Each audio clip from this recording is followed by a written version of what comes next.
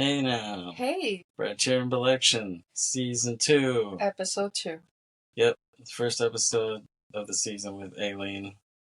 I'm your host, Kevin. This is my And wife. Aileen, as mentioned by Kevin. Yeah, so we're sticking with our theme of summer films, right? Yes. Or at least we'll try to stick to it as best as possible, Right. depending on whichever. Kevin tends to mostly pick. I picked a few, but he tends to pick most of them. Yeah, well, I mean, I'd let you choose some. And so by summer theme, the theme with summer is, to me, movies that I think of summer. There's like a summer theme to the movie itself, or the movie reminds me of summer, reminds us of summer. So I did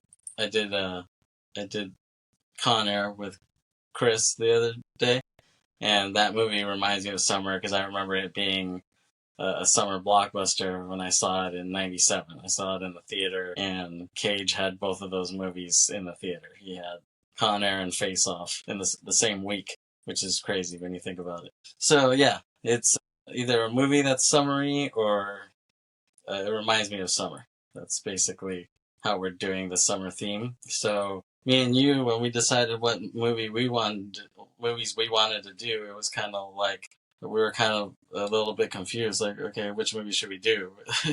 But then we somehow settled upon, I threw this out there because we were thinking about summer, beach. How about the beach? Leonardo DiCaprio. Yeah, he's not the only star in that, but if you just want to revolve it around him, go ahead. But he's the man. It's his movie. He's the main star. If he wasn't in it, they probably wouldn't have made it. Maybe not, but even though it has other people, for sure. Yes, it does. Yeah. So this came out in 2000, Yes. 25 years ago. That's crazy. Because I could just remember seeing this when it came out on pay-per-view. I remember it coming out, and we had a descrambler box where we could watch whatever on there that we just got for free from some guy. And so it was on pay-per-view. Very legal. Yeah, Very exactly. legal.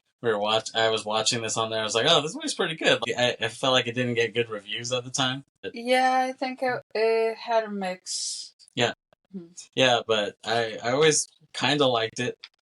It was directed by Danny Boyle, who did Trainspotting and Shallow Grave, and just recently he's had success with his 28 Days Later franchise. He did 28 Years Later, which to me it would have been cooler if they waited till exactly 28 years. Because it's been like 21 years since the first film. Yeah, I feel that they did it a little too soon. Yeah, it would have been cooler if it was right on the dot, 28 years. But yeah, he's had some success with this film this past year. So it's good timing that we're talking about this film. And so yeah. Leo did this film after Titanic. Was this his next film, basically, after Titanic and Man in the Iron Mask? For the most part. I know that he was also in that Woody Allen movie. Right, yeah, you're right. Hollywood Ending, I think, is what it's called, right? Or Celebrity. It was Celebrity. Yeah. Yeah, a lot of random people were in that film. Yeah, I didn't get the whole concept with that. Right. I think Charlize Theron is in that too. Yeah. She's in one of his films. I think it was that one though. Now how random it is, I wouldn't be surprised. Yeah, and you were a big Leo fan, right? Back in the day? I was obsessed. I was like, honestly, I think I drove people crazy. But when I look back, I was like, why was I drawn to someone so overrated in a way? As far as when it comes to celebrity crushes, I guess you could say. But when I look back, I'm like, I feel like I could have picked someone more under the radar. Yes. Yeah. You can say that. Yeah, I guess you're right. Like, when I had crushes on actresses, they've been more under the radar. Like, I usually wouldn't go for the... I know. Well, I know the one that you put right above me is Monica Bellucci. What? I'm just kidding. No, but she's one of them, definitely. But she's not, like, the most popular actress in the world. No, she's not. No, that's why I feel like you made a good choice. Right. Well, I tend to, like, European actresses who aren't that big. That's kind of what I would gravitate towards. I feel that nowadays, even for me, it's kind of somewhere in the middle, but I don't tend to like anyone on this side of the pond. Yeah. That's interesting. What do you mean? No, it's just everything you're saying. So should we do two Wikipedia? I know why you say it that way, but I still don't get why you have to say it that way. What am I referencing then? Now you're referencing Hooverphonic.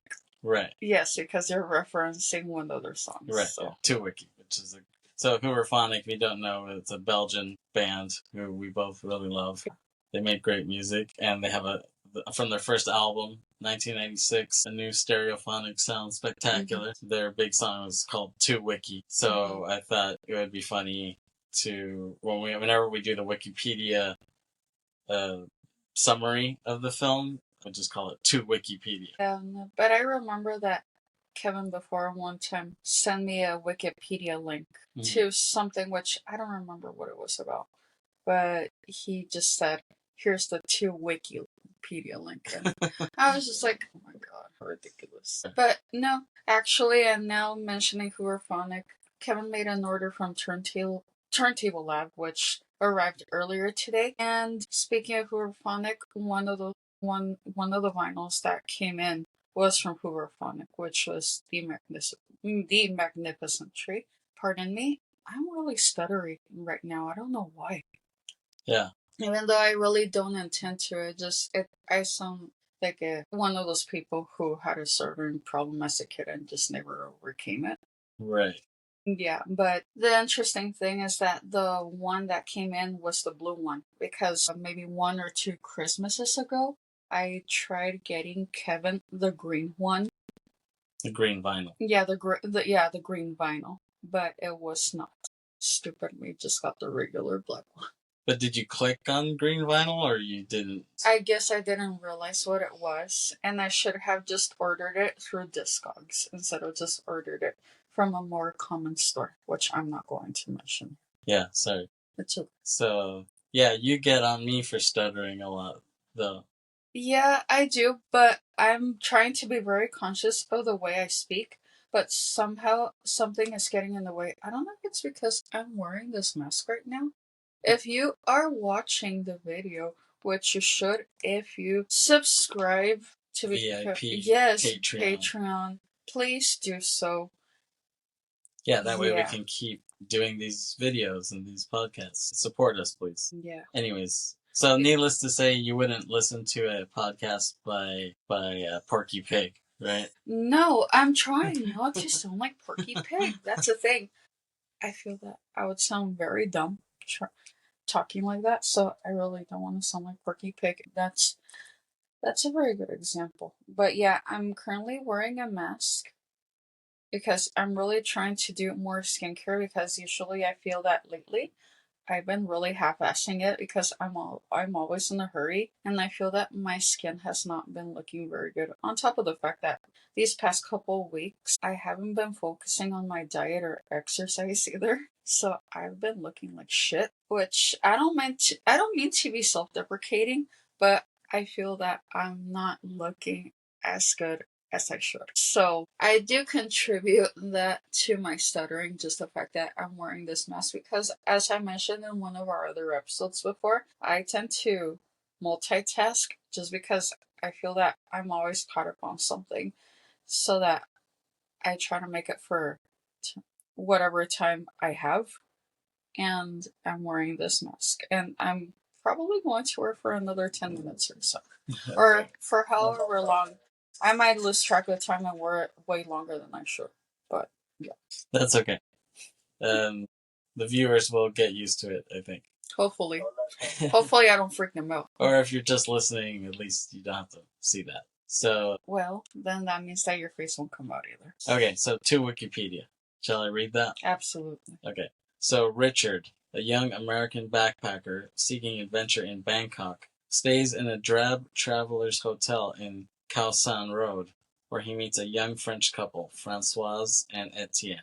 He also meets Daffy, who tells him of a pristine, uninhabited island in the Gulf of Thailand with a beautiful hidden beach. Daffy explains that he settled there in secret several years earlier, but difficulties arose and he left. The next day, Richard finds out that Daffy committed suicide and left him a map to the island. Richard persuades Françoise and Etienne to accompany him to the island, and the three travel to Koh Samui. Richard meets two American surfers, Zeph and Sammy, who have heard rumors of the island, and he gives them a copy of the map, which he would soon regret doing. Absolutely. We'll get to that. Yeah. Some things that come to mind with this movie: Porcelain by Moby. The hella blew up from this. Absolutely. I mean, Moby was already getting kind of big with that Play album.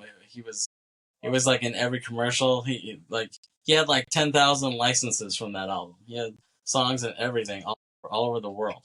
That album was huge. And he did a really good interview with Larry King before Larry King passed. He did an interesting interview. You should watch on YouTube. It's kind of funny. But Larry King asks Moby, he's just straight up, he's like, your biggest album was Play, right? And he's like, yep. And he's like, well, why couldn't you do anything bigger than that? And then Moby's like, that's a good question. And Larry King's like, you keep saying that. He's like, that's why I'm here. I'm supposed to think of good questions. So then he kind of laughs, and Moby's like, you know what? I don't know. He's like, I tried to make albums bigger, but they never got bigger than that one. If you're at home, you should watch that interview. It's pretty interesting. But yeah, I just associate the visuals of this film with Porcelain. You just hear the that sounded so weird. At least from my perspective, it was really weird. The so cringy, very cringy. We're all cringy, but when Kevin does that, it's especially cringy. Sorry. It's okay. Go ahead. So yeah, but I really associate that song with this film and the visuals of the beach and Leo. So the movie starts. So 20th Century Fox logo pops up. That's cool. You won't see that logo again because of Disney, or I don't know. Maybe you will if they're like a sub studio. But I thought they became Searchlight. Isn't that it? Or yeah, it changed around. It became Fox. It was like there was even like a Fox 2000 for a little bit. There's Fox 2000. There was like Fox Indie, and then that quickly became Fox Searchlight. But I don't think they have Fox Searchlight anymore, just with the whole Disney acquisition. Yeah. So, and I love the cinematography and editing in this movie. I think it's off the chain. So, cinematography by Dariush Kanji. He's a great cinematographer. He's done many things. Absolutely. And before you continue, just make sure that you stick to the characters' names, not the actors' names. Okay, I'll try to do that. So, we see Richard, played by Leo, and he does a voiceover, and there's a time lapse where he's sitting around somewhere, and it's fast motion a little bit, and then he gets up and walks a little bit, and we see this long Buddhist statue, this gold Buddhist statue that's laying down. Yeah, it's laying down on its side. Yeah, kind of like the statue in the Sagat stage of Street Fighter, the video game. He has a similar statue. That's a good reference. Right. So it kind of looks like that, and so we can assume he's in Asia, and you're like, maybe Thailand, and then yes, we do find out that he's in Thailand, and some guy tells him he's on vacation, so he tells him, oh, there's some place where you can drink snake blood somewhere. He's like, snake blood? So he goes, and he's with all these random Thai guys, and he drinks it, and he's like, whoa, he likes it, and it's like he just wants to have something cool to tell. He just wants to have some cool vacation stories. These white boy tourists, they always do crazy shit. Jeez. I'm so sick of it, honestly. Yeah. But I guess I heard Danny Boyle on the commentary, he was saying this is legal in Thailand. I believe it because I heard all sorts of crazy shit happens, at least in a lot of these Southeast Asian countries. Right. Yeah, some things are legal, and I'm like, whoa. Yeah. Yeah. And we cut to Leo. He's walking through this hall. Well, Richard. Remember. Yeah, Richard. Richard is walking through this hall, and we see The Simpsons playing on this big screen there. It's like a projector. Yeah. And I guess because it was a Fox movie, they got to use that, The Simpsons footage. Yeah, makes sense. Let's talk a little bit about Leo's career at this point. I was never a Titanic fan. I never liked Titanic. I always thought that it was way too much of just some romantic story that it took away from the event, really. Right. And I think I was telling you that I think James Cameron just needed some sort of storyline. He really wanted to cover that event. He really wanted to make a movie out of the event itself, but it couldn't just be just the nuts and bolts of the event. He would have to tie some storyline out of this. So he just went with a love story that was the weak string tying the story together, but people ate it up. It was the biggest movie of all time for a long time. At the time it was. Right, and it was number one for weeks, months at the time. I remember it. I was a kid at the time, but I was like, damn it, I'm tired of this fucking movie. I'm tired of seeing this shit. So I was never a big Titanic fan. To me, Titanic is kind of like Forrest Gump. A lot of people like Forrest Gump and Titanic, but I honestly, I hate both of those movies. They're just a little too cheesy for me. I like Tom Hanks, but... Yeah, I like Tom Hanks too. Not our cat. Well, we like him. Cat. Yeah, we really like him. We're not referring to our cat. But we're referring to the actor this time. Tom Hanks, the actor. So, but I do think The Beach is one of Leo's best films, honestly. And Danny Boyle. I think it's a very underrated film. You don't hear a lot of people talking about it nowadays. No, not at all. Right. So, cut to Richard is in a hostel or a hotel. Is it a hotel or a hostel? It's like a combination of both. It's a hostel. Because it's kind of loose. It seems very loosey. It looks like it just looks like a motel to me. Right. It just reminds me of one of these places that I stayed at in Cancun, and they're just a little rundown. Right. But I think this hotel in the movie looks even worse, honestly. Right. Yeah, so he's staying at this motel, and he's waiting for the bathroom, and then he sees this hot girl who wants to use it too, and that girl is Françoise. Who is played by Virginie Ledoyen. Right. And she was blowing up at the time, wouldn't you say? Somewhat. For a French actress? Well, for French actors, mostly in her country. Not on U.S. side. I think they tried for her to blow up on the side, but yeah, at least with this, but I don't think she got that far with it. Right. I liked her in The Single Girl, though. Yeah. If you haven't seen A Single Girl, it's a French film. It's one of her early roles. If it's not her first role, it's one of her first few roles. That movie is the shit. I love that movie. I would love to talk about it sometime on this podcast. Even though it's a very French film, I would still love to talk about it. It's not very well known either, but it's one of my top movies, honestly. It's probably in my top 20 or 30 films, believe it or not. Yeah. I wouldn't say it's the first thing she has been on, but it is one of her earlier ones. So you saw for sure it's not... At least from her filmography, it looks like she has had... She did stuff before that? Yeah. Like when she was a kid, kind of? Because she was pretty young when she did that. Yeah, well, when she was a teenager. Right, okay. So Richard meets her and he's smitten already, you can see that. But then she walks back to her room and she tells him bonsoir, and her boyfriend comes out and meets her, and his name is Etienne, and he's played by French actor Guillaume Canet. Yes. And he's also a director. He's a pretty good director too, in his own right, but he's been in some pretty good French movies. He also kind of looks like a certain musician, doesn't he? Or people have said that. Like I thought people said he looks like Daniel Kessler. I don't even think he looks like him. Did anybody say that? And for those who don't know who Daniel Kessler is, he's the guitarist from Interpol. Right. But I don't even think he looks like him. Yeah, I don't really think so either.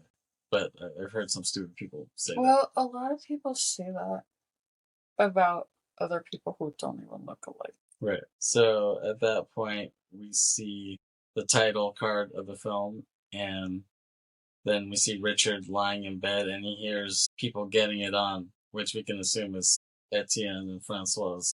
That's just the assumption, because which other couple was staying down the hall from him? Right, which is right next to him, pretty much. And then we see this crazy guy in the hallway. He's screaming. Well, we don't see him yet, but we hear him screaming and just being all around obnoxious. Right, he's screaming. And he sounds like he's missing a few screws. Let's just put it that way. And he just seems like some crazy British dude, and people are telling him to shut his ass up. The French couple's pissed off, and I can see this guy as like a soccer hooligan at an Oasis show or something like that. He just looks crazy, And so that actor is Robert Carlyle, who plays the crazy dude, who is Daffy, is his name in the film. And Robert Carlyle, he's been in a lot of films. He was in Trainspotting, which is Danny Boyle's previous film, and he was in the Full Monty film. So he's had a really good career, honestly. And Richard is sitting in his room, and Daffy just opens this screen window. Yeah, he just rips it up. Yeah. he rips open the screen, and it's pretty high too, so he had to like climb up there.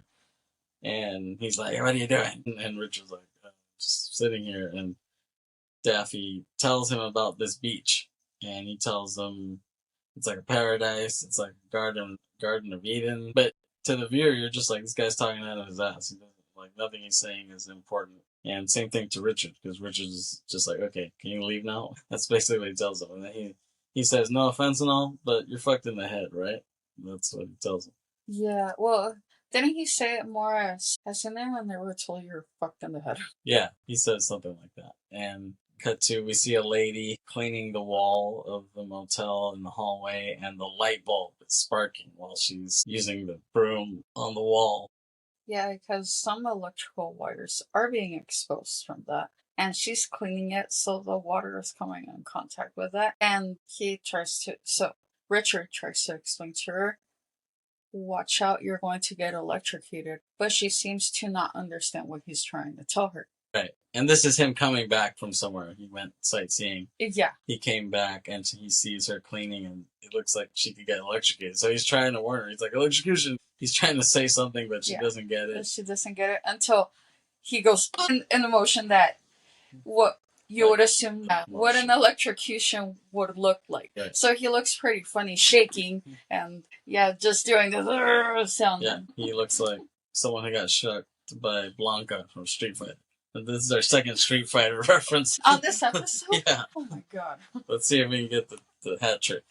Oh my gosh. This is taking it way up to another level. So, but then the lady, I feel like the lady doesn't give a shit. She was just like, she's like, it's fine, nothing's gonna happen to me, whatever. She's like, yeah, and then she tells him, like, letter, and he's like, he looks at his door and he sees there's a letter on the doorknob, so then he goes inside and he opens it and he sees it's a map, and he puts two and two together and he assumes that Daffy, the crazy dude, gave him this map. He left him this map to that island that he's talking about. And Richard, he's still not sure if it's true, but he's kind of like, oh, why not? Why don't I try to check it out and go on an adventure? And so he opens the door and he sees there's blood all over the bed and walls, and he's scanning the room, and this blood looks hella fake.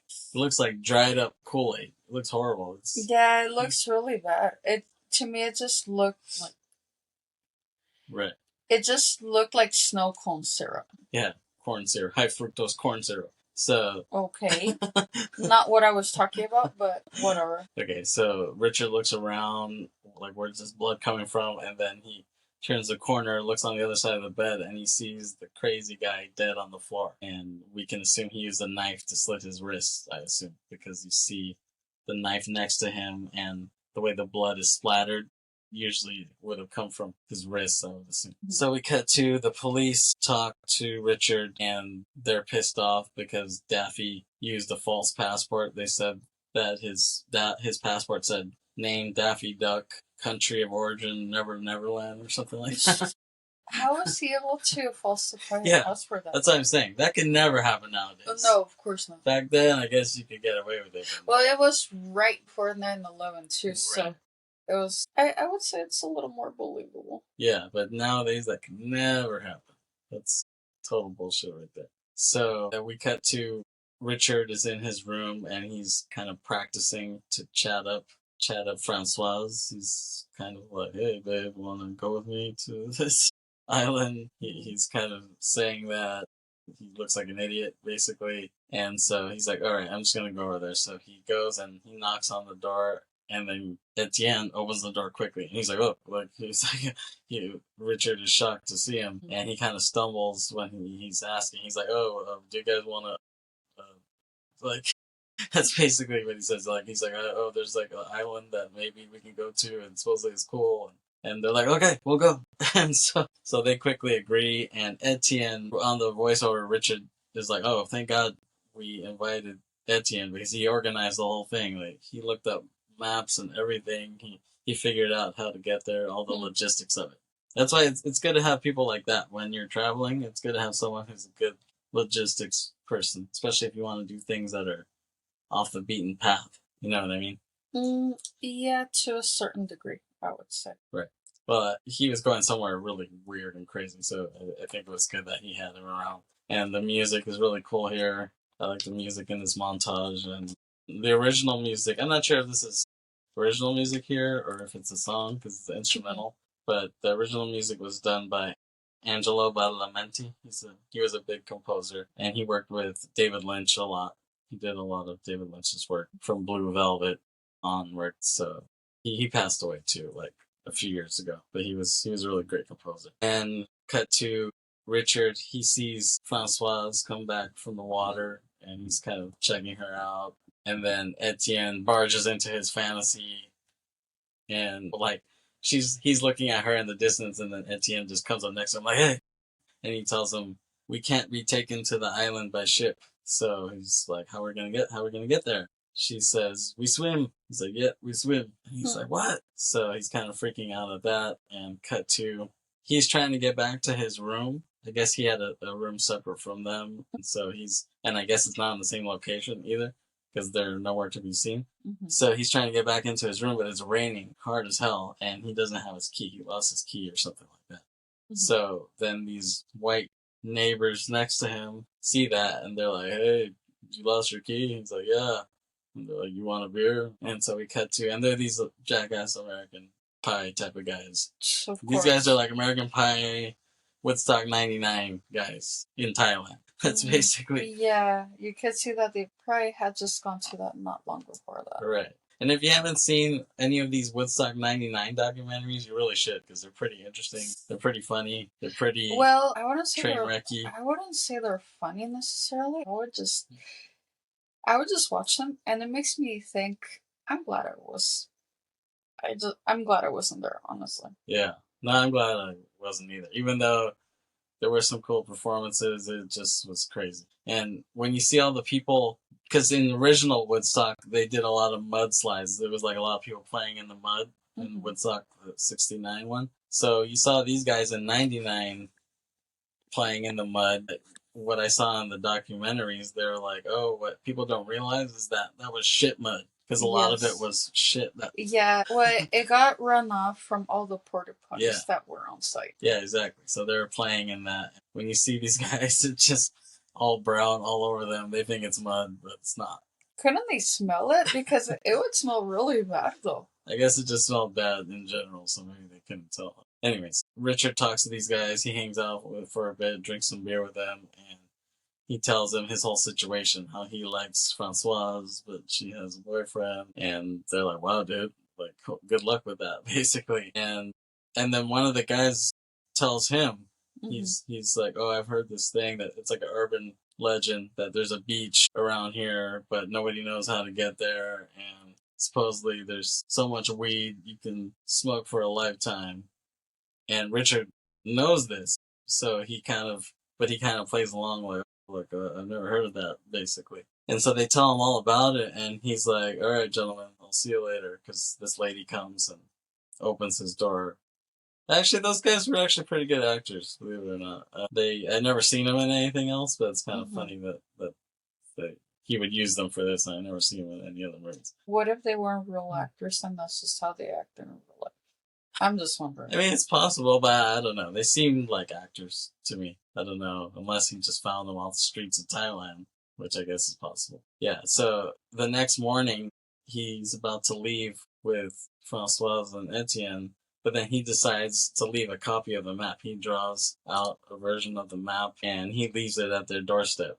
And in the voiceover, he admits, okay, this wasn't one of my best ideas, but travelers should spread the word, quote unquote, about things. That's what he says. We'll see about that.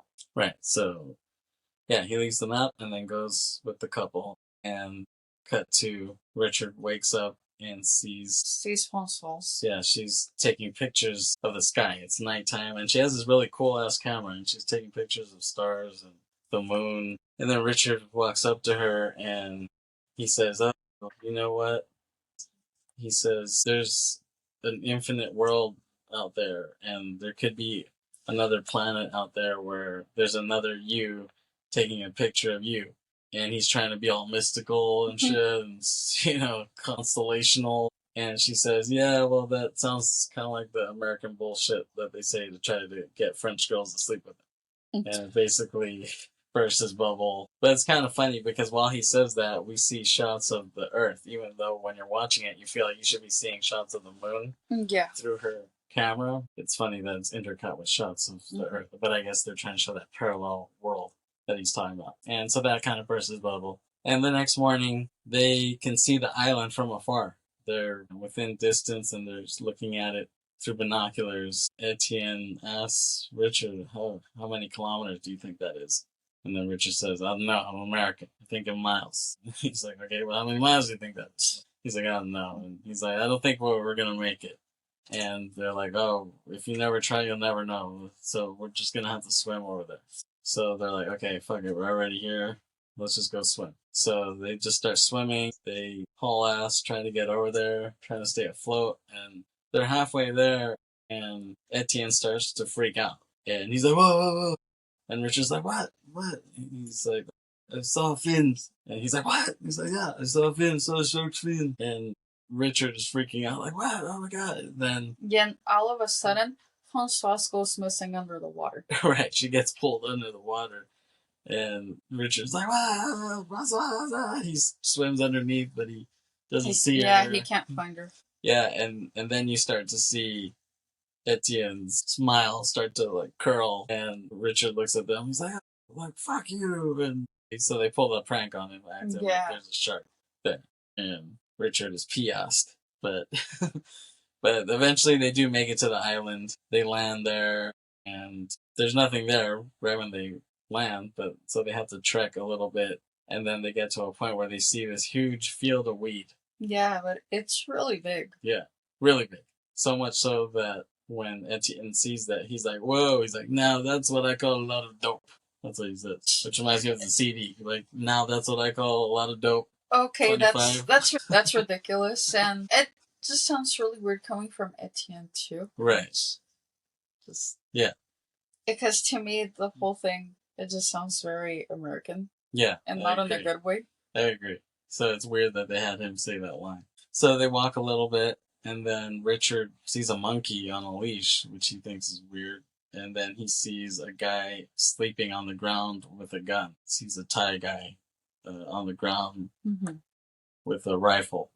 And Richard's like, oh, shit. So he's trying not to make a sound, but he's kind of far from Etienne and Françoise. So then he kind of starts running over there, but quietly. But then the monkey starts making a lot of noise. The monkey's like, and it wakes up the guy on the ground. We cut to see Richard telling Françoise and Etienne, oh, there's a guy there. He's kind of whispering, there's a guy there. And so he's like telling them to shut up. And then we see all these guys come out with guns, looking around. Because they're like, oh, like, if this monkey is making noise, that could only mean one thing. So they just all start looking around with their guns. And we see Richard and the two crawling through the field of weed. They're crawling, trying not to get seen. And there's a point where the monkey sees them. But Richard sprays this water bottle in the monkey's face, and the monkey runs off.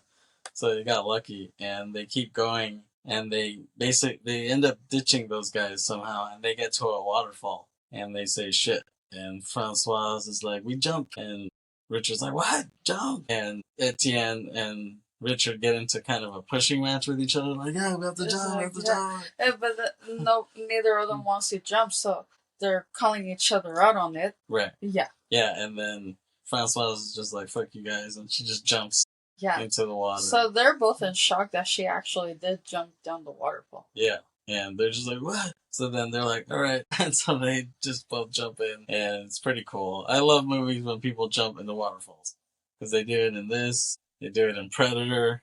Schwarzenegger jumps into the waterfall, which is a great scene. Movies with jumping in waterfalls are good. Okay. That's a rule. So, and they shout at her because they're in the water and they're like, Françoise, but then she bounces up and they're like, oh, okay, and she's alive. So they're celebrating in the water and they're just hugging each other in the water, and then we see the legs of this guy standing there and he's clapping, and it's this British dude, this black British dude, based on his accent, and he's like, wow, you guys are brave. It took me an hour to jump down that. And that actor, he's a cool guy. He was in Peep Show, which I really liked. The great British show. And they actually tried to do an American remake, but it was horrible. So I'm glad it bombed. It was really bad. Yeah, just I don't get it when they try to recreate all these things and it just doesn't work. Yeah, exactly. Like part of what makes things cool is because it's in that culture. So when you just try to like Americanize it, that's what makes it lame. But I'm glad nowadays they don't do as many remakes because people can just watch anything on Netflix. Like they don't have to watch the American version of something. They can just see the original on Netflix. And Yeah. you know, there's no people are more well rounded now. People are more experienced with other cultures, so it's not like a culture shock to them anymore. Which I'm glad actually. So that guy takes them to his village that they have, and they walk in and they see all these other Western people there. Everybody looks at them like, where the hell these guys come from? They're all staring them down as they walk in. And we cut to Richard shows them the map that he has. And Sal, who's played by Tilda Swinton, she's the leader of this community at this point. Yeah. So she looks at the map and he tells them where he got it. And he got it from this guy, Daffy. And he says, oh, he's dead. And they're all shocked by that. They're like, what? Daffy's dead? And Sal mentions that he was a founder of that community. And Richard's like, oh, wow, I didn't realize that. So they decide to let those three stay there. They're like, okay, you made it here. You guys seem like okay people. We'll let you stay. But we're going to burn this map because we want to keep our privacy. And she even tells him, like, no one else has a copy of the map, right? And he says no. No. He lies because he gave it to those dudes, right? Yep. And you can tell when he sees her burning it, he could feel like a little guilt in his eyes. Yeah, you know what I mean? yeah, like, you can see it. He's like, yeah, nobody. And then at that point, we hear porcelain kick in again. Oh. Yeah. I mean, porcelain and this movie, they just go hand in hand to me. I think these two things will always be linked in, at least in my brain. And then we cut to, it's like a cool little montage with the porcelain playing, and we kind of see everything that goes on in their community. We see how they live day to day. And then they all sleep together in this big den that they have, like their big cabin, I guess you could say. It's pretty cool. So, and Sal explains that the Thai weed farmers there, they let them stay there because they felt like, I guess they thought they were cool. So they let them stay, but they don't want anyone else to come. And they're supposed to stick to their sides. The Western people stick to their side there, and the farmers stick to their side. And they don't fuck with each other, and those are the rules that they have. So Sal explains that. And then we see Keaty. So Keaty is the black British dude. And he says he only cares about Christianity and cricket. Those are like the two pillars of humanity, he says. And then we see that there's these three Swedish guys standing there. And they're like the main fishermen of the community. And they almost look like a Wes Anderson movie just standing there. Like in the shot. Looks like an outtake from Life Aquatic or something.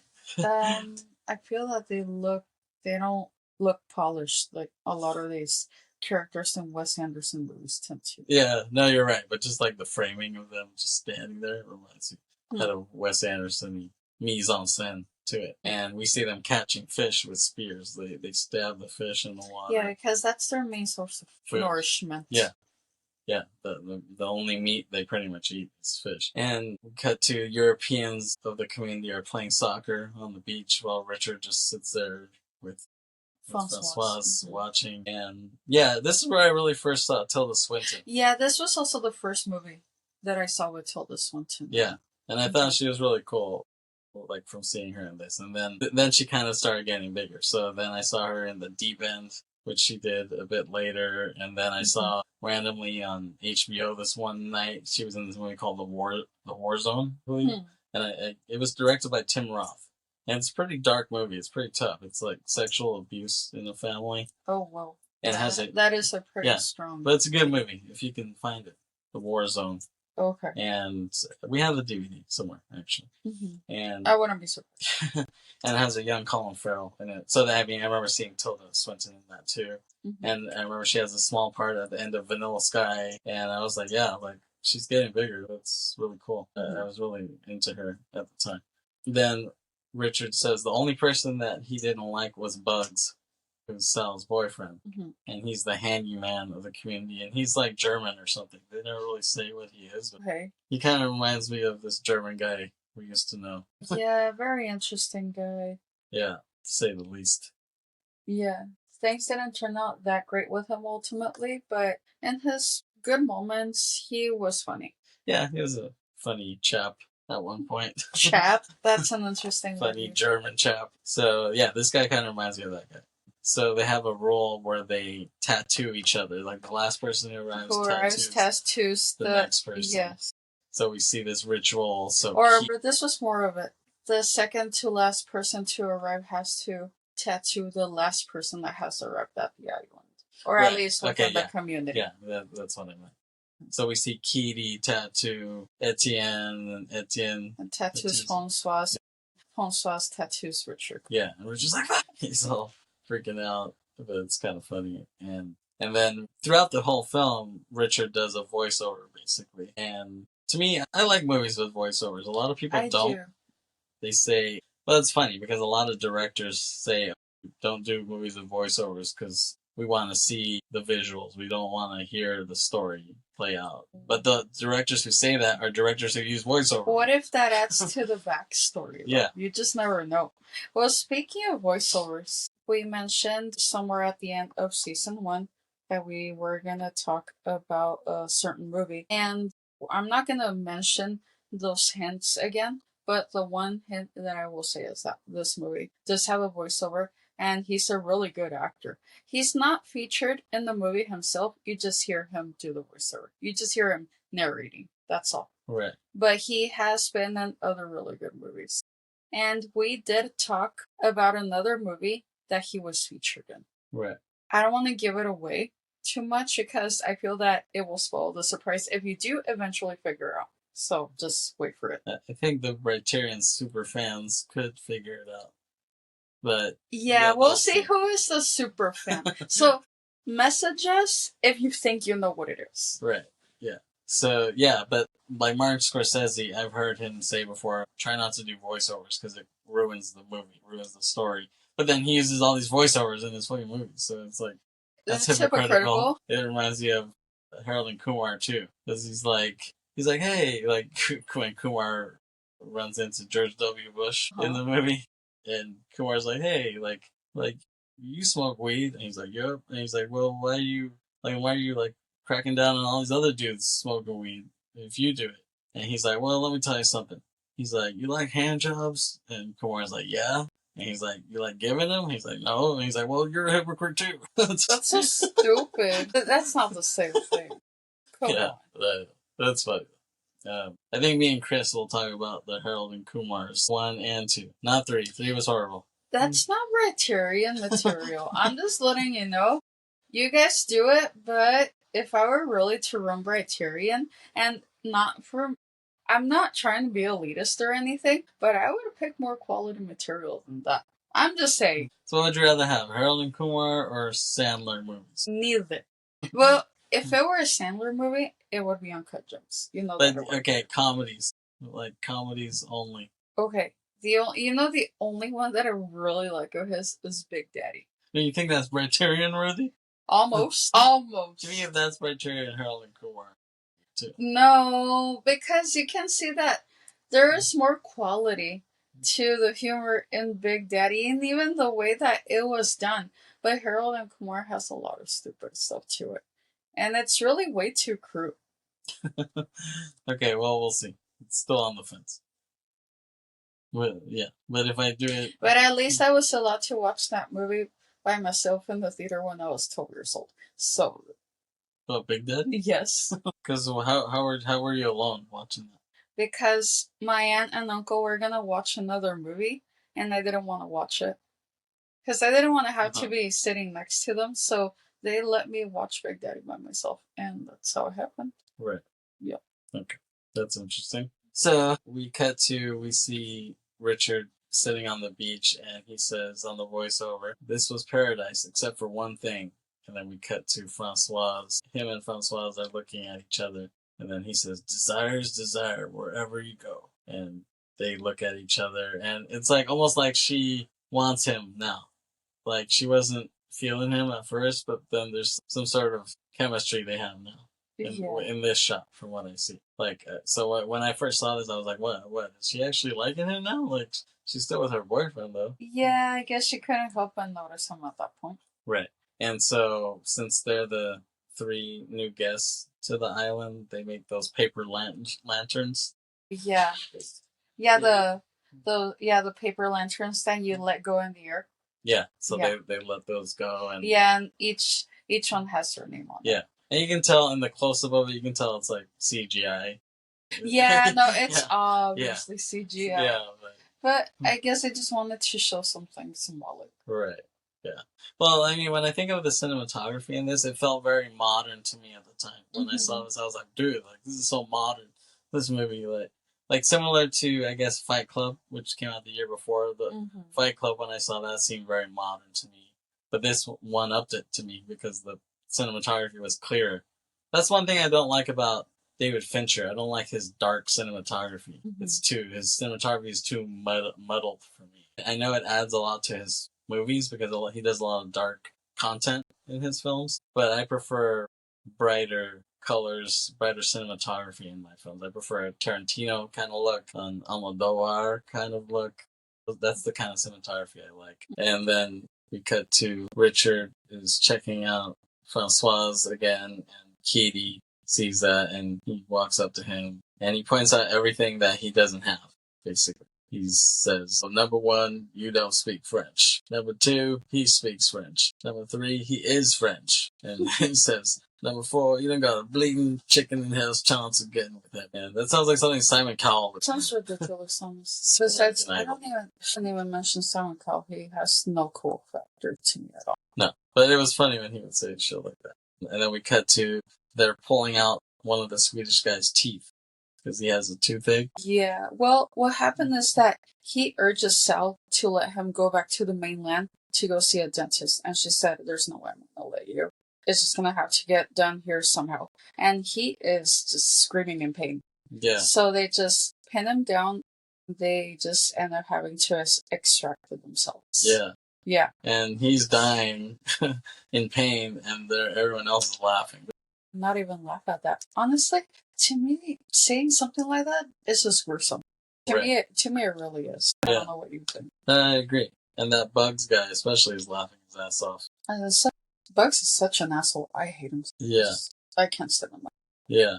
But these Swedish guys having some sort of illness, that's kind of a precursor to what comes later. And this is nowhere near as bad as something that happened.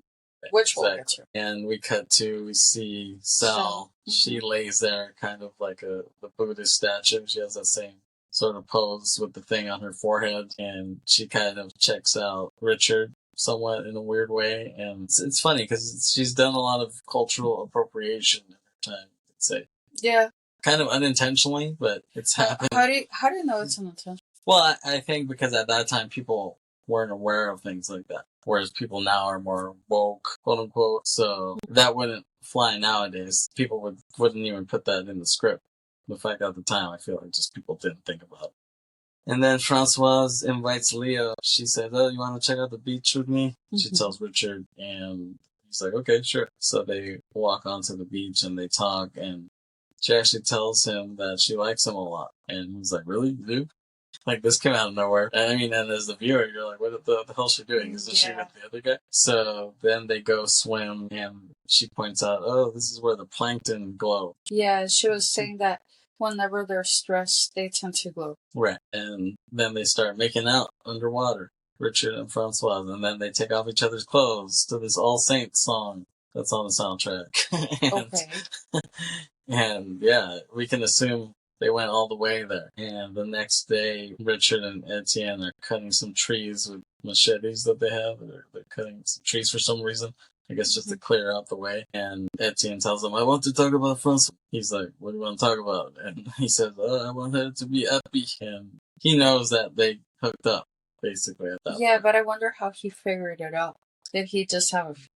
Or maybe maybe that, or maybe she even told him. Maybe she was just like, I want to be honest with you. I don't want to lie to you about it. And then, but Richard's like denying it, isn't he? Yes, he is. Yeah, but Etienne's like, hey, I don't care. She's happy. That's all I want. And then we cut to Etienne is sitting in the rain, and everyone else is under the shade, but he's sitting in the... And this Swedish guy is telling Richard, like, it's hard to catch fish in the rain because it's dark and there's not as many fish out, and it could last days. So you're basically trying to say that they might not be able to eat anything for a few days, which is pretty scary, right? But then Richard's just like, fuck it, I'm just gonna go out there. So he just grabs a spear and he goes out into the water. And they're like, what the hell is he doing? And he just goes out there and he's there in the water, and then all of a sudden the people on the shore are trying to get his attention. They're like, hey, and he's like, what? And but it's raining too hard, so he's like, oh, I can't hear you. And they're like, they're like pointing, and then finally you hear one of them say, shark. And so he looks around, but then I think he like doesn't want to fall for it because he got burnt before with that, right? He thinks it might be another prank or something. So, but he does turn around, and then he sees this big fin. And it's approaching him, actually. And he's like, oh shit. And so he starts swimming back in a hurry, and everyone else is freaking out on the beach. And then, so we cut to, it's like a flash forward, and everyone is clapping for him in the den. He looks all like he's bragging. He's trying to take credit. Yeah. So you don't know what happened. You're a little confused as the viewer. So then he said, okay, first you have to remain calm and have no fear. And so we see intercutting of him and the shark as he tells them the story. And he says, he's like, you know what, when you see the shark right there, you're looking at his face. And he's like, I just thought, I will not die today. But he's really like, I will not die today. So he's kind of fighting with the shark, and then he ends up stabbing and killing the shark. And that's what they end up eating. Because it's big enough to feed all of them, right? Yeah. So, yeah, and he's the hero. Well, that's how he ended it. He said that as the shark approached him and he stabbed him, he said that the shark finished by telling him, Richard, enjoy your dinner. And everyone just starts cheering. Yeah. But then that Bugs guy is antagonizing him. He says some bullshit like, oh, like shark, so you think you're a tough guy because you killed a shark? And he just looks at him like, fuck you, basically. So cut to, they have a meeting with Sal. Sal tells everyone that the rice bags that they have gone bad. Yeah. Some fungus got in there. So she says, someone will have to go with me to the mainland to buy rice. Like, who wants to volunteer? But nobody volunteers, nobody raises their hand. And she's kind of like, oh, don't all do it at once, sarcastically. But then she's like, Richard, you're coming with me. But he's hesitant about it. And then she said, who agrees that Richard should come with me? Yeah, and everyone they all raise their hand. Yeah. So then, he's so like... Right. So he's like, alright, I guess... Or should I say, now he's obligated to... Right, yeah. So we cut to all the people on the island giving him their orders. They're like, I need this, I want bleach, I want this, I want that.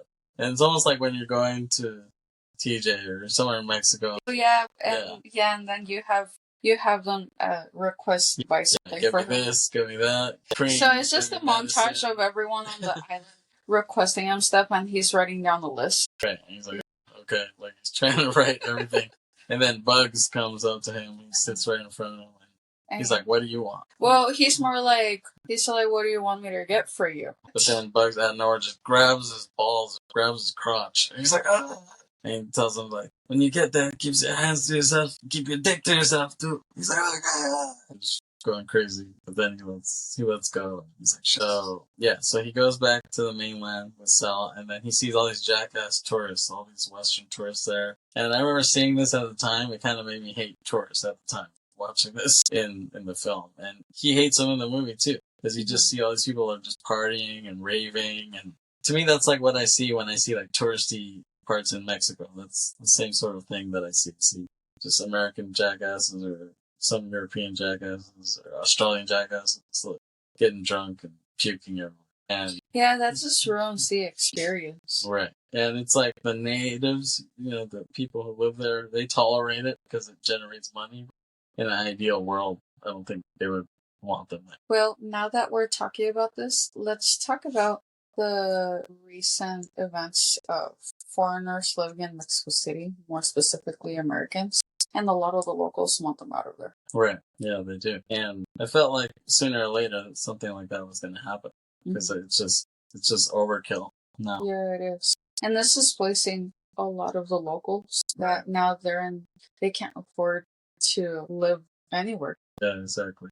So I had a feeling that was going to come sooner or later. When you think about it, most Americans and most Mexicans, they have a different mind state. They have a different state of mind because they come from different backgrounds. So it's weird to me that they look at the world differently, but then Americans are trying to be in Mexico City and they don't realize the environment that they're in and the people's state of minds there. They just think like everything is gravy, but they don't get how they see the world. You know what I'm saying? Mm-hmm. And that's something that you have to keep in mind when you're in another country. You just have to, you can't just act like you're just back at home doing whatever.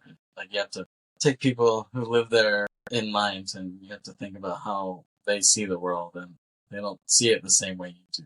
You think they do, but they don't. So I think that's where a lot of tourists are selfish in that sense. But seeing this in the film reminded me a lot. And we see Richard, he's on the phone, he's on a payphone talking to his family, you can assume. He's like, oh, you can kind of tell what you can't hear them, but you can kind of tell what they're asking. Mm-hmm. And he's like, oh, yeah, we're just thinking of staying a couple months, maybe a year, and you can assume his family's like, what? Like a year? What the fuck? And then he's like, well, I like it over here. Like, I liked it a lot more than I thought it would. He's trying to justify him staying at the island. And it's funny, we see Sal, she has this back tattoo on her upper back, which is weird. I wasn't sure if that was real. Do you think that was real or if you think it's fake? They're sitting at the bar at that point. Oh, you mean that it's really hurts in real life? Yeah.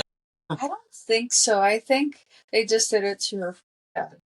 Because, I mean, this character she plays seems very different from her, especially now in her life. It seems very different. So if that's all acting, that's pretty good acting.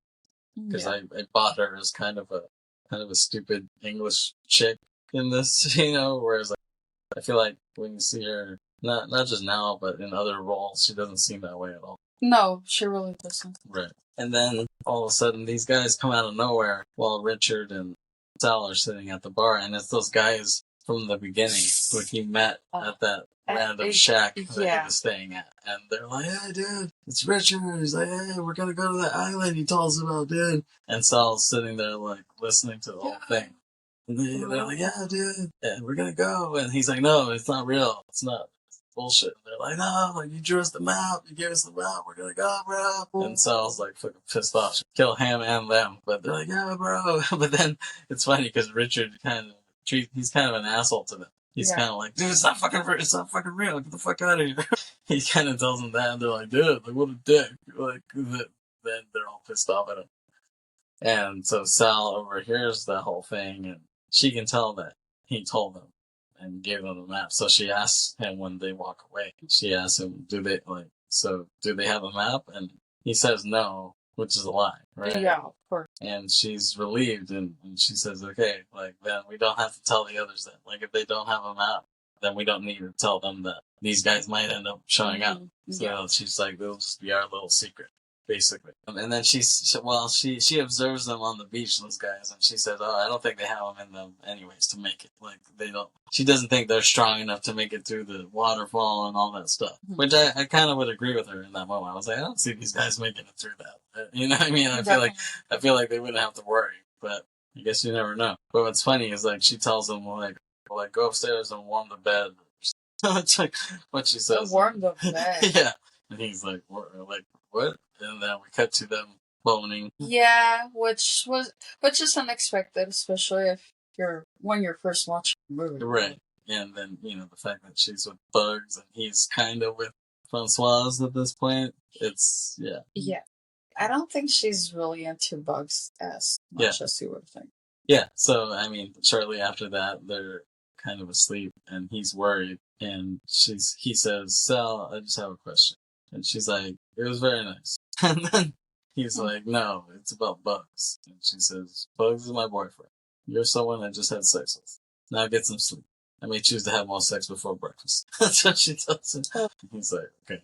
He doesn't know what to say. But, like, I feel like she's more androgynous now than she was then.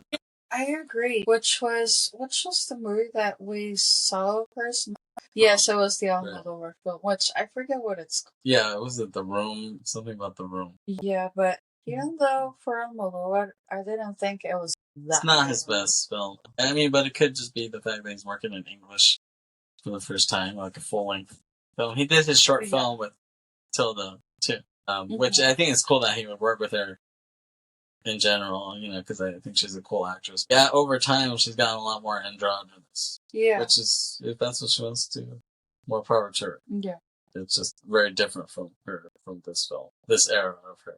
So they go back to the island, and he gives everyone their crap. He's like, "Here you go, here's your crap, your bleach, this shit, here's everything you wanted. Here's your source, yeah, whatever else you all ask. your crap." And then Francoise pulls him aside, and he's like, "How was it being with Sal?" And he's like, "Yeah, it was cool." And she's like, "Did you do something with her?" And he's like, "No, I didn't do anything with her," which is a lie too, right? When you think about it, he's kind of an a-hole. He's kind of an asshole. No, I agree. We should do Richard is trash. If you don't know what Kevin is referencing, Funny or Die did a segment on Zach Morris from Saved by the Bell, showing how much of a piece of shit he is, and it's called Zach Morris's Trash. Yeah, I swear we could do a clip of like intercutting all the bullshit he does in this movie, and yet it's kind of a happy ending still for him. Yeah, we could do Richard from the Beach is trash. No. Because, okay, think about it. Okay, starts off the movie, he makes the map. He gives the map to those guys. That's like one of the first two things he does, right? Which he shouldn't have done. Because even Daffy, in his crazy state, told him, like, don't tell anyone. Don't tell anyone about this. Yeah, exactly. Right. So he gives those guys the map. He steals the guy's girlfriend, right? He steals Francoise from Etienne. Yes. He goes off with Sal and hooks up with her while he's supposedly with Francoise. He comes back and lies to her. He lies to Sal that nobody has a copy of the map, which is a lie. And then he kills some Swedish guy. You're getting way ahead. Guys. Okay. That was a huge spoiler alert. I was not expecting Kevin to already ruin that. Okay, sorry. Yeah, let's be more chronological with this content, please. Sorry.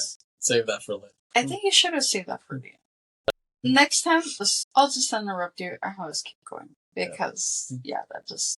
Right. Big time. Anyways, so he lies to Francois saying he didn't do anything with Sal. And she's like, okay, fine. I believe you. In that moment, she does. And then we cut to, and they take this group picture on the beach where they all jump. And it's just like, this reminds me like of a picture we would take at work. In fact, today at work, we took a picture similar to this.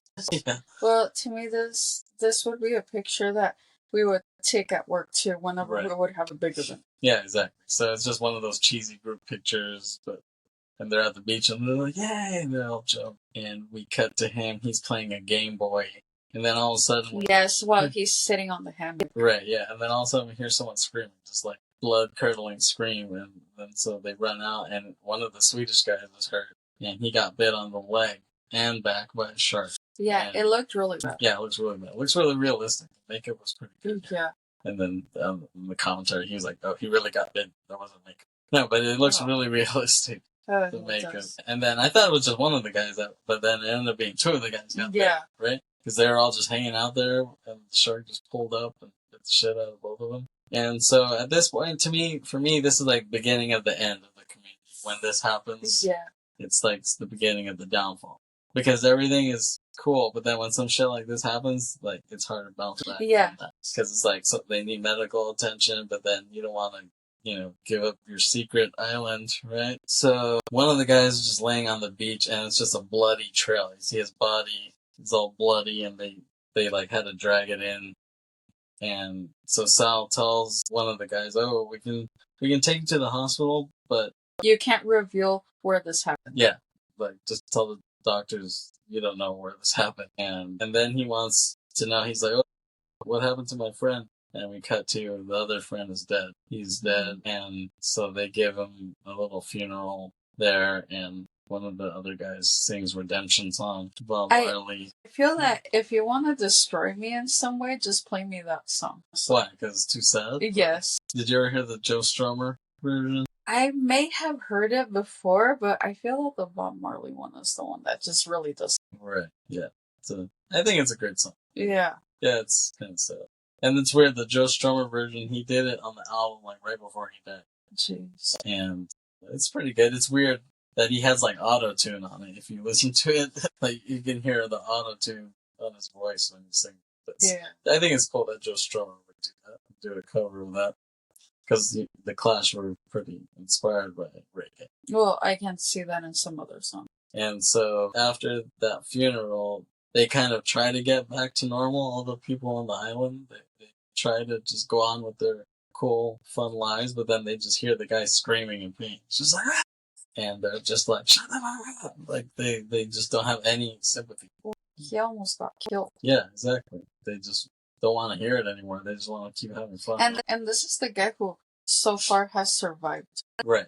The whole thing. Right. Yes. Etienne, he tries to take care of the guy. He's the only one who really tries to take care of him, while everyone else is annoyed that the guy's still alive. And that's basically what Richard says on the voiceover. He's like, either die quickly or you live. Like, don't do it in the middle.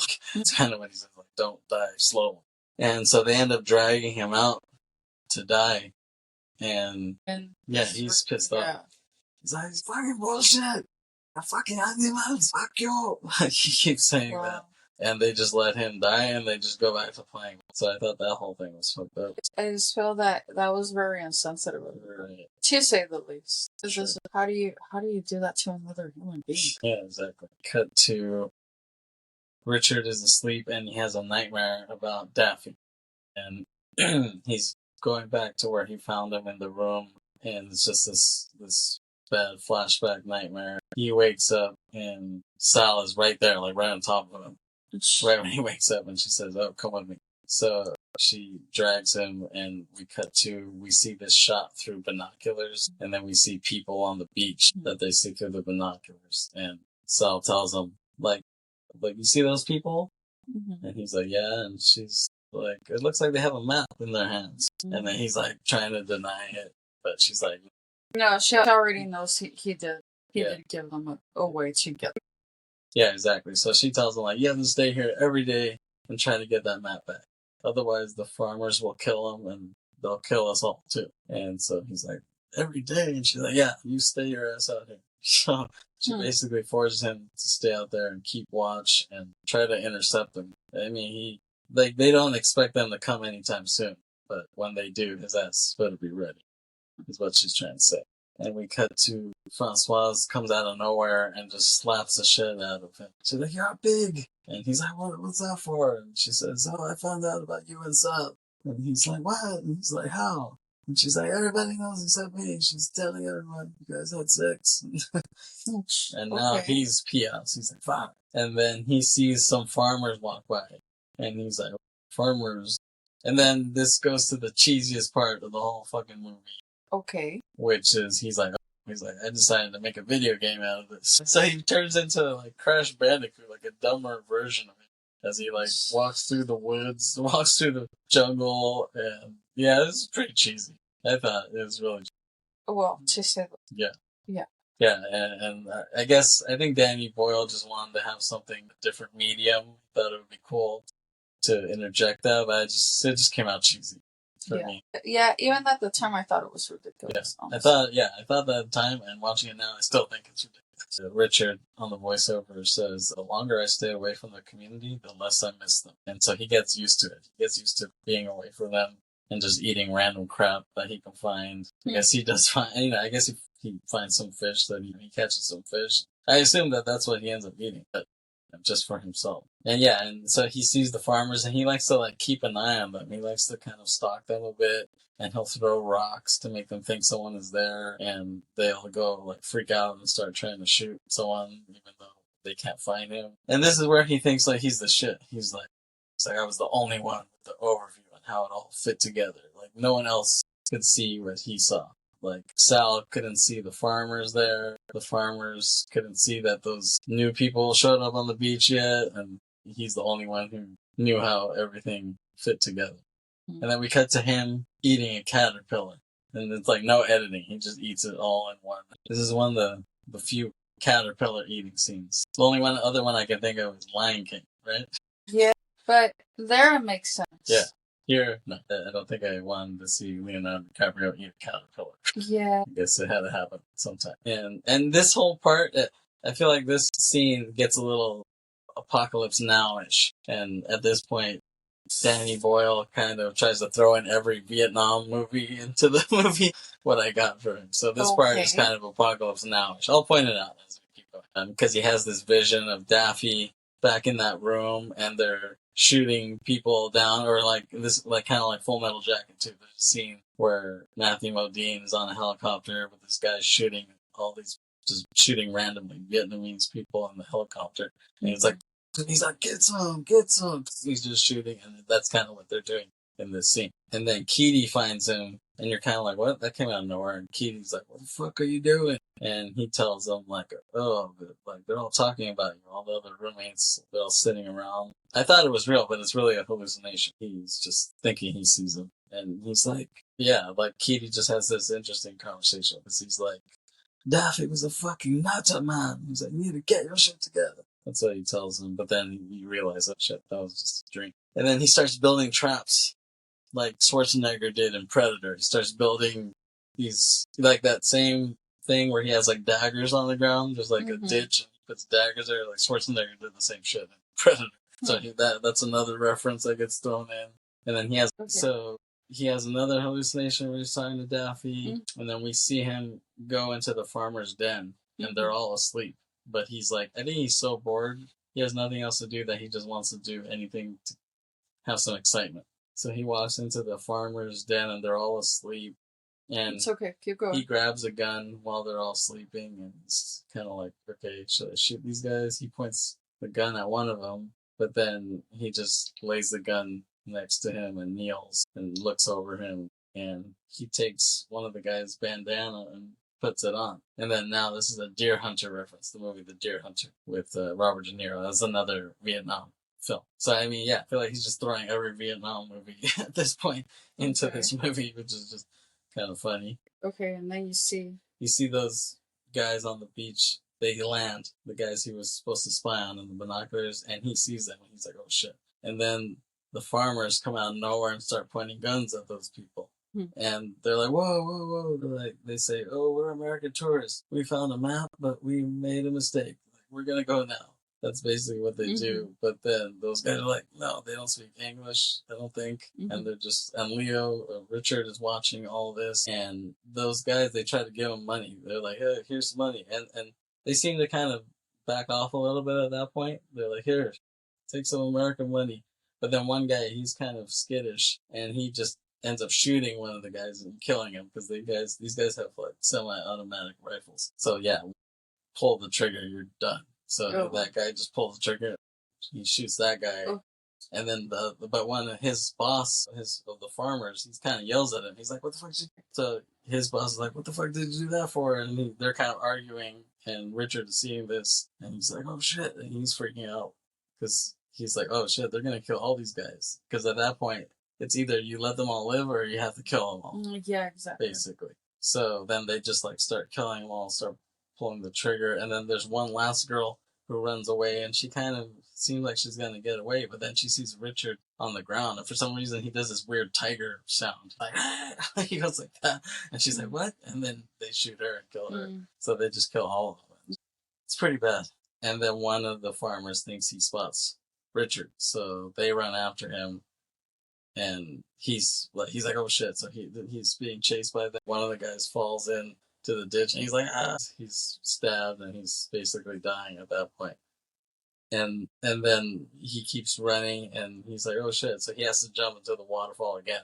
Yeah, basically, like in Predator, he jumps down. And when you see this movie, it makes Thailand seem pretty scary. It does. Like, it actually you would, I mean, like, come on. When you think about it, this movie, Only God Forgives, makes Thailand look pretty scary, and the American remake of Bangkok Dangerous does. But maybe that was just because it had Nicolas Cage, and Nicolas Cage is scary in general. Well, yeah, he can be. But I don't think Thailand is supposed to be that scary. They just made scary references in these films. Yeah, I don't think it really is. I think this and those movies make it look pretty. Right, yeah.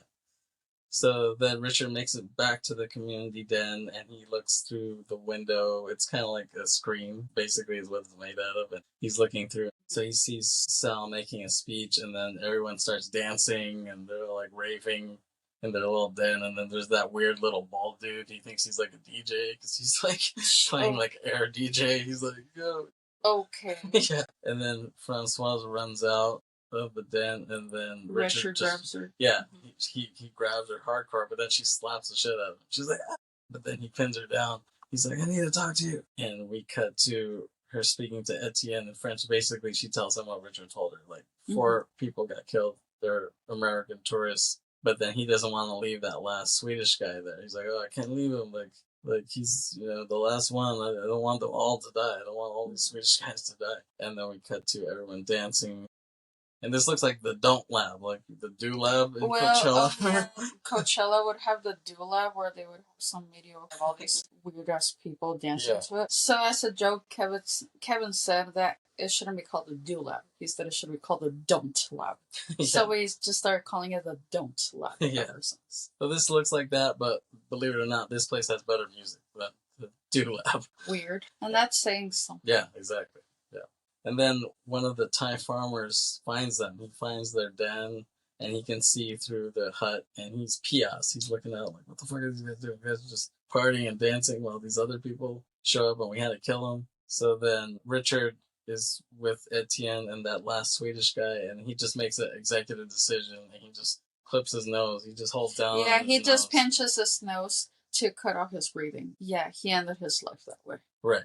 Yeah, and he's crying while he's doing it, even though it's like, okay, well...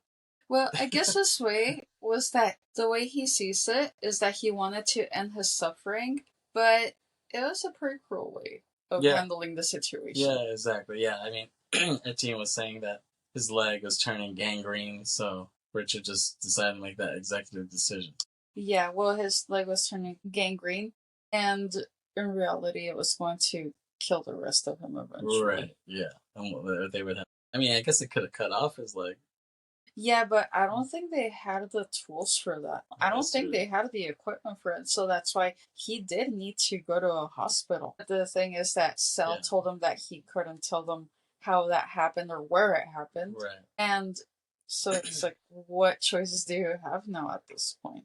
Right. So, like I said, Richard is trash. So the farmers come into the den and they just shoot up the place. The main farmer guy, he does speak English, and he tells them, he's like complaining to them basically. He's like, oh, I need to feed my family. He's like, you guys bring all these people, you need to kill them all. So he's pious, and they gave out the map, and so they're like, oh, you give the map. It's like, everyone has the map. And he says, you guys go home. Everybody go home. And everyone's like, yes, sir. Like, everyone, they're like, we don't want to die. Yes, we're going to go home. But then Sal's like, no. And then he's like, what? And he's like, no. She's like, I won't leave. She's like, this is my home, too. But in a way, that is kind of like, I guess they were trying to show, like, colonialist, right? Oh, yeah. No, that's what I got from it, right. Really. Yeah, but this was kind of ahead of its time, because that's more of a conversation going on now. Yeah. But the fact that they were showing that, yeah, it's kind of interesting. But the farmer guy's pissed off too, but Sal's like, no, I want to stay. And then she sees Richard. She's like, this is all your fault anyway. She's pissed off at him. Like, you copied the map, and everyone's pissed off at that point. Mm-hmm. And then the farmers see Richard, and he gives Sal the gun. He's like, okay, kill this guy. And everyone's like, ah! Everyone's freaking out at that point. All the other people, all the other Western people. But then I guess he makes it like Russian roulette, because you see him take out some of the bullets. And I guess he only has one in there. So he's like, kill her. And he eggs her on to shoot him. He's like, come on, kill him, shoot him. And she's like, all right. And so she just puts the gun next to Richard, in Richard's face. And he's like, oh, don't. And then she pulls the trigger. So she pulls the trigger, but nothing comes out. And Richard starts to laugh at that point, which is like a cheesy fake laugh that he does. I hate that. Yeah, I don't get it. It's a stupid laugh. Yeah. Why do you laugh at that? I don't even think it's funny. And then everyone else starts to leave, and the farmer guy, he kind of smirks. But then when everyone starts to leave, Sal's like, no. Like, it's like she sees her empire crumbling at that point, kind of. And so they left Sal there, and they go back. You see them, we cut to them on like a makeshift raft. Everyone who survived is kind of, whoever fits on it is there, and whoever doesn't is holding on to the side to make it back to the other part of the island. And it's kind of funny. So I guess Leo eventually Richard. No, but I'm saying Leo the actor. Leo the actor Mhm. eventually was saved from some sort of raft, right? Leo wasn't able to make it in the Titanic, right? But Yeah, here, because there was no room on that door, quote unquote. right. But at least here he gets on the raft. That's some consolation, right? Yeah, but it all worked backwards because on Titanic he actually did something good for Rose, and he ended up getting stabbed in the back by letting him die. But here he was an asshole, and he got away with everything. Right. Yeah. And then it dissolves, and we see this map on the wall. We see this map made out of computer chips, like those green computer chips, and the camera zooms back, and we see this global map, and we see it's an internet cafe, and there's all these G3 Macs, and I love that. I mean, this is what my computer class looked like when I had computer class in The same. '99. Yeah, same here. That's exactly what it looked like. Same here. I remember at my middle school, the computer lab looked like that. Right. We were living the dream at the time.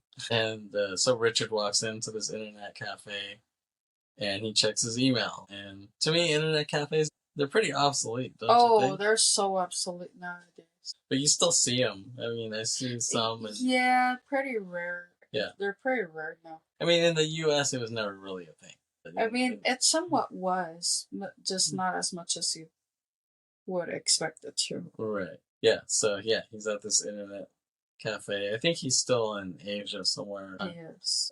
So he checks his email, and just how basic the internet was at the time. You could just see how flat everything looked, the designs of everything. It's just kind of funny. And you can see that he got an email from his family, and it's like, where the hell are you? That's what it said on it. And then he sees another email, so he clicks on it, and it's like from Francoise is what he sees. And then we can see it's that group picture of them jumping that they took earlier, and it takes a while for it to load, so there's like some suspense to it, and you're like, oh, okay. And he sees that, and he's all happy, and it says from a parallel universe from Francoise, and it fades to black there, and that's pretty much the beach. The credits are cool with the beach shots, and this song. The song is really cool by Uncle, featuring Richard Ashcroft from The Verve. It's a really good song. Yeah. And yeah, just watching this back, it really took me. It was like kind of being in a time machine. I got to go back 25 years to my teen years and see this, and it was pretty cool. Yeah. I think this movie's really underrated, honestly. Like, people don't talk about it. It's one of Leo's best. It's one of my favorite from Leo's. Yeah, I feel that this movie is pretty forgotten.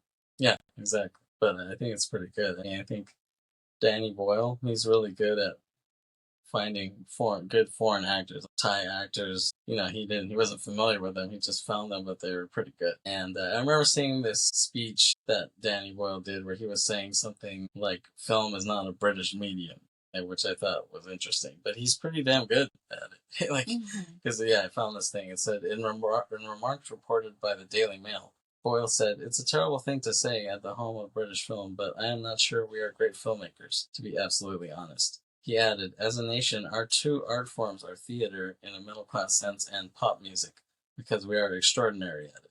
Which I agree with him. I think he's right. You know what I mean? The Beatles and everything that came after that, the British are really good at music. Yeah, they were able to, in the sense, make it better. I wouldn't say that a lot of what was done before was already really good, but they did a different take to it. Right. And they continue to do it. Like, Britain still puts out a lot of pop music that's popular around the world. So I would agree with him on that. So that's why he was saying, I don't think filmmaking is really our dominant art form, but he's pretty good at it. I think Danny Boyle has made some great films. Like, one of my favorite films is Slumdog Millionaire. I love that movie. No, that's a good one. Which we might talk about sometime soon, because I think of summer when I think of that movie too. And it's interesting though that we'll be repeating directors though. Well, it's not the first time we've done it. That's true. And so I didn't realize that The Beach, it was based on a book by Alex Garland. And so when I saw the name Alex Garland, like the director guy, I was like, yes, the director guy, Alex Garland. So I guess he wrote books initially. He started out as a novelist, and then Danny Boyle liked his writing, so he had him write the script for 28 Days Later, which Danny Boyle directed the first one. And I thought Alex Garland was a young guy because I feel like he came out of nowhere. Like the first time I heard his name was with Ex Machina. I had never heard of him before that, but I didn't realize he wrote all this other stuff. Like he wrote 28 Days Later, 28 Weeks Later, Never Let Me Go, he wrote, and then he finally directed Ex Machina, he directed Annihilation, he directed Men, he directed Civil War last year, he directed Warfare this year. He also wrote the 28 Years Later, so he's done a lot of stuff. Like I said, Darius Kanji did the cinematography, which is great. I love him. He's worked with Wong Kar-wai quite a bit.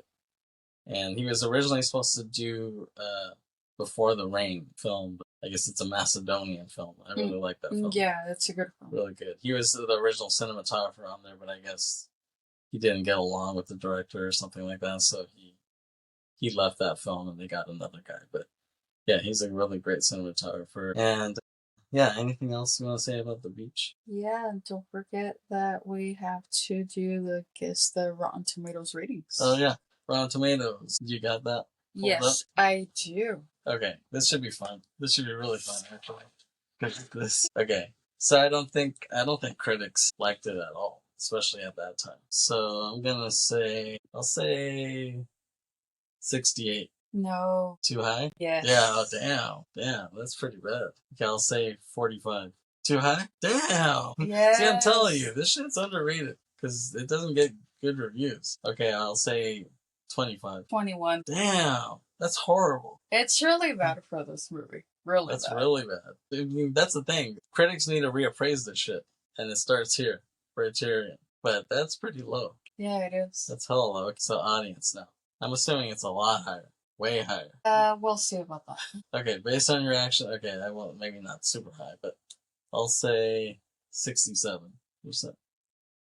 Too high? Okay, 60? 57. Oh, damn. That's still not very good. No, it's not. Because for the critics, it has a tomato splatter, and for the audience, it has the knocked over popcorn bucket. So yeah, and for the critics, this was out of 123 reviews, and for the audience, it actually has over 100,000 reviews. Yeah, that's a lot. Yeah. But I think, yeah, people need to reappraise this, and that's why we're starting this campaign here on Briterion, because I just feel like this is a great underrated film from one of the masters of recent cinema, I would say. If you loved 28 Years Later, you need to watch this shit, because this is one of his best films, I think.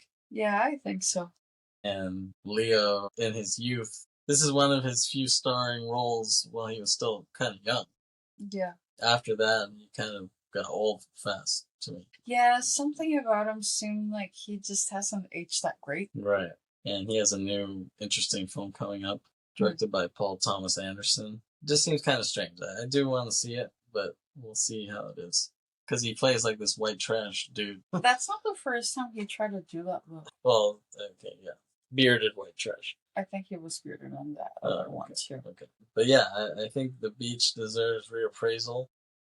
We're starting that campaign. I think, and I'm predicting it will come back. I think people will find it eventually and be like, oh, did you ever see this obscure Leonardo DiCaprio movie? And they're like, oh shit, it's pretty good.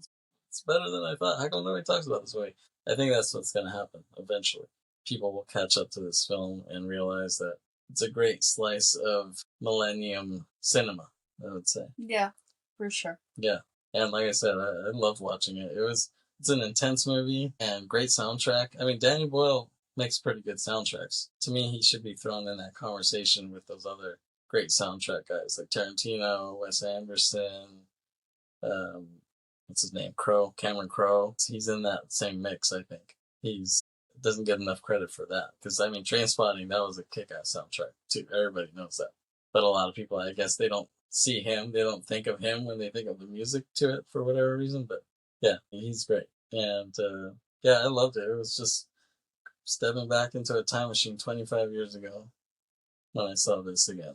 Any other words on The Beach? I do want to say is that if you're ever informed about some secret place, I would say don't. Keep it to yourself. Well, I wouldn't say just keep it to yourself, but don't even try to get there. I wouldn't even risk it. Just don't go for it because that could just ruin everything for you. Right. Mm-mm. Yeah. Because looking back, do you think Richard really enjoyed his time in the island? I think he did. I think because when you see, it's funny because you see all this kind of tragedy happen, especially at the end. But then he's happy when he sees that picture of them all jumping. You know what I Yeah, mean? but I don't know if I would ultimately be really happy after those two guys got attacked by a shark. Right. Yeah. And they all died basically. Right. Yeah, one way or another. Right. Yeah. So yeah, that was tragic. But I mean, that's how you know that Richard is trash. Okay. All right. Well, that's about it for this episode of Briterion Bollection Movie Podcast. Thanks for listening. Thanks for watching. Thanks, Aileen, for being here. Yeah, and I always have to do some sort of control over here because if Kevin were to run this by himself, who knows what the turnout would be. Well, thanks. Yes. Thanks for your limits of control. Whatever I can do too. Okay. We'll see you next time. All right, see ya. Peace out. All right, Bye. see ya.